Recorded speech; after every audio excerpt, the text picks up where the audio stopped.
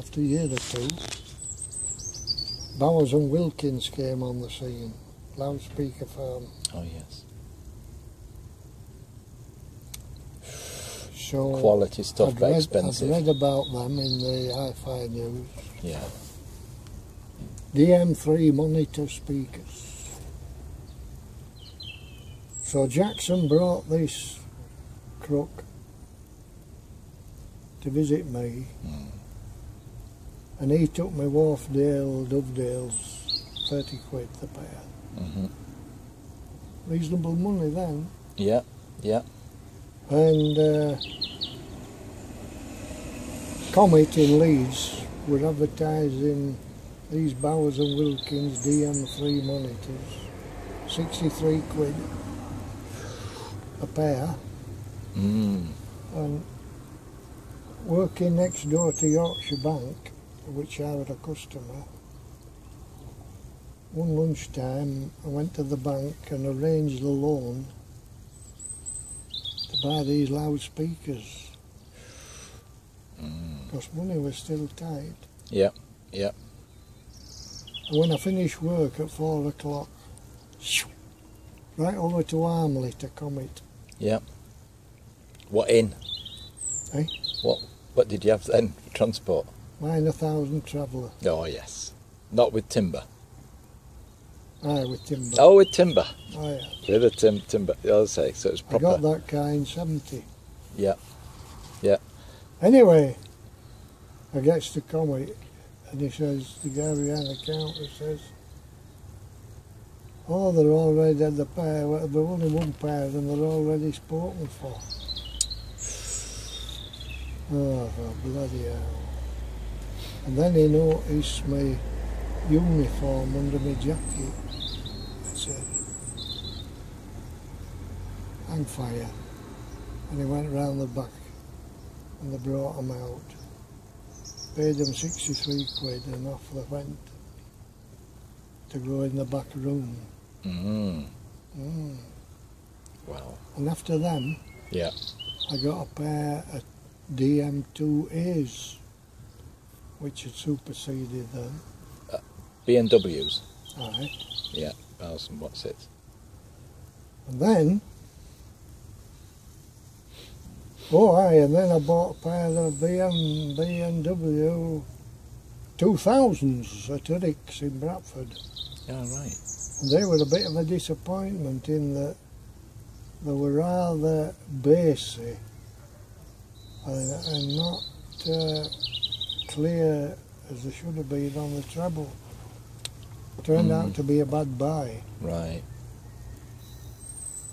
I bought them on the quiet, and when she got to know, she did a bloody top. Oh yeah. Eh? Well, Yeah. she wouldn't have sanctioned it. No. No. No. And after them, I bought these missions, Yes. which were relatively small. Had to be on a stand. And eventually sold them to 355 Dennis. And after them came these, what I've got now, around about 1995. What have you got? Tannoys. Tannoys. Okay. Tannoys. Yeah. Yeah.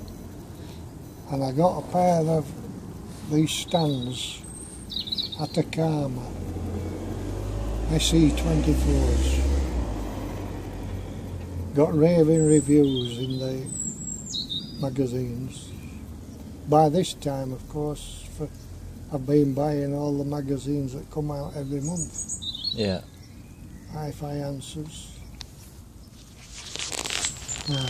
I went over Huddersfield Hifi was run by a fella called Chadwick, and we'd been over to listen to evening demonstrations. The Huddersfield Hifi in Cross Church Street. Oh yes. Yeah. Opposite the little church. Yeah. Where was Probably Woods? still there, but he had a shop. He bought Trevor Forthrop out, who was running Halifax Tape Recording Centre. He bought him out and had this shop in Halifax, and these loudspeaker stands were there. Why were they raving so much about just stands? Oh, it's imperative. Oh, really? For a shelf mount. If you put them on a shelf, like Yeah. can do, because they're small, Yeah. you don't get half the bloody performance out of them. Ah. Maybe mine would be better on stands then. Oh yes. All right. Now these stands, Mm. the column is triangular, Yeah. steel, Yeah. with a back, and then a platform Yeah. with spikes.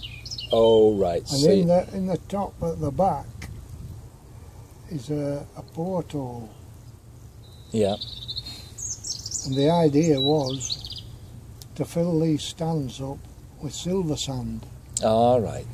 So off to McCann's to get a bloody 100 weight of silver. Fill them up till they come to the level of the bottom of this porthole. Yes.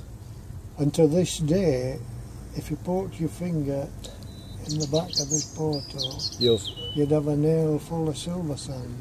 Ah, right. And I've stuck with them since '95. Yeah. Yeah. And I'd also got involved with the biggest changeover was cassette decks. Yeah. Trying to find an improved sound out of a cassette deck Yeah. before we got on to Nakkamachi. Yeah. Did you get Teak at one time?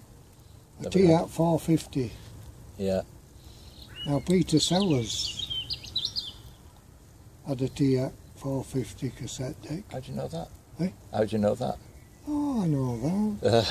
I know that international footballer Brian Robson Yes. is a big train man. Oh, right. Right. Yeah.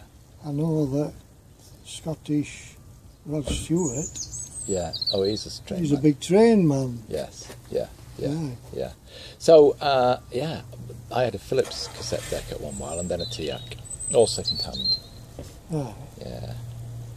But probably not the best. Oh, I changed a few Sonys. Oh, yeah. Yeah. Before we got on to Nakkamachi, I'd had a few Sonys. I think that's Oh, what I've and got now. another one, to the Ainsworth at Bradford, Yeah. Eric's. To the Ainsworth, I got this agency for NEAL. Oh, cassette yes. deck. Yes. NEAL, Yeah. Northeast Audio Limited. I remember them being quality. Yeah. Out of my...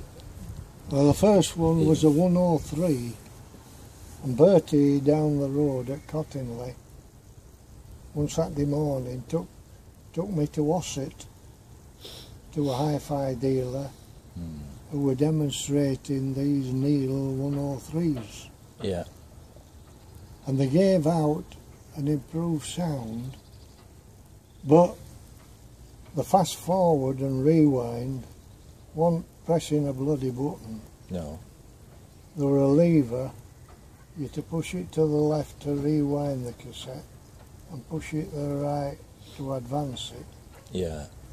and that was a bit of a bind. If Yeah. you'd run a 90 cassette deck, To hold your cassette finger on it. tape, and then decided to rewind it before turning it over. Yeah. And then Eric's, he got the agency for this NEAL, and then I bought a 104 off him, and he used to have evening demonstrations in his big room above the shop. And one time he asked me, bring your NEAL so we can demonstrate it. Mm. So I did, but it never got out of the box, No. because the bugger, well, I told him it was there in the box to to demonstrate if he wanted. And throughout the evening they never did. Oh, right. Yeah. So I took a bit of a huff with that. Yeah. And then we got on to Nakkamachi. And in Bradford there was traffic warden, Julian, quit the job as traffic warden and became a salesman at Turks. Oh, right. And of course I knew Julian.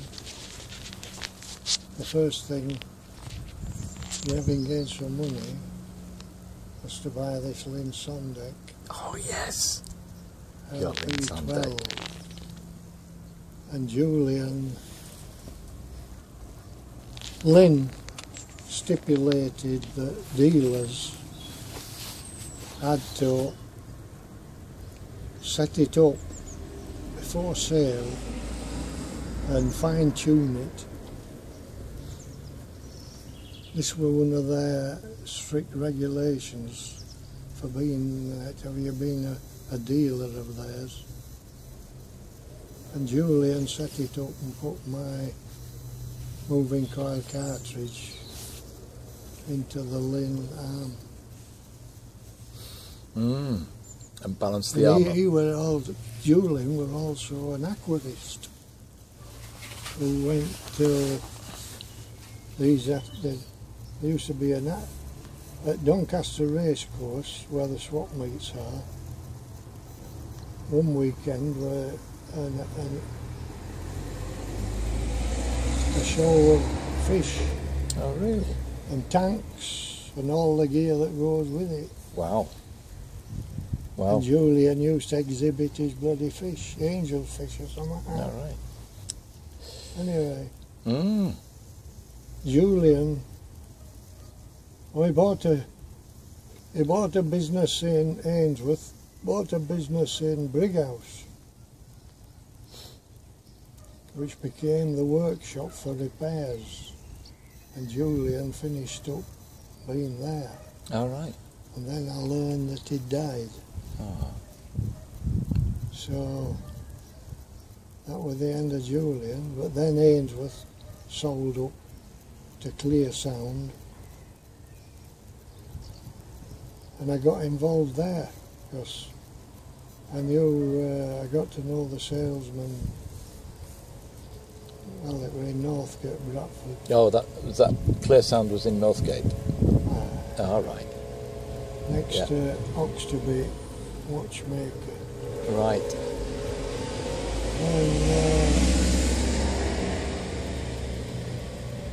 And I used to buy all my cassette tapes and that. And every time a tape came out that we found to give better sound, that was it. So you went up to Chrome. I went to Chrome, Ferrous oxide. the ASF. Yeah. And Sony, ferrous something or other. Yeah. Oh, and then there was a bloody tape firm called That's. Called what? Strange bloody name for a tape man. Basically, it was TDK. All right. TDK were the bloody kings of that job. Well, there weren't that many actual original manufacturers of tape material. There were fewer than what there were. So Philips would buy the stuff to put into their cassettes. 3Ms. 3Ms, BASF, and somebody else. So 3M manufactured it from scratch, didn't they? BASF did. Because they ground the ferrous material and mixed it with whatever they coated the plastic with and made the plastic. And there's another firm. Hey?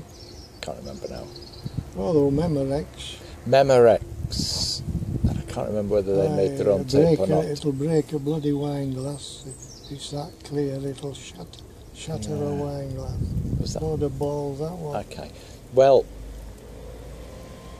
and some of the stories I heard were that they made the tape maybe 3 inches or 6 inches wide, and then they cut it into the 1/4 inch wide strip to go into the tape.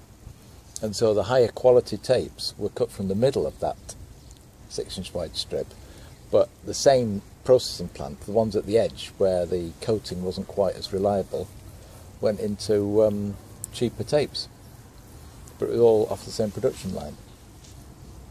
So I've never experienced the problem. One of the problems with tape was print through. oh yes, Now I've never experienced either on VCR tapes or audio tapes. I've never experienced. did you ever have 120-minute cassettes though? They advise you strongly against them. Yeah, because they're too thin and you get print through. Aye. Yeah. So Hey, everyone. Hey, all right.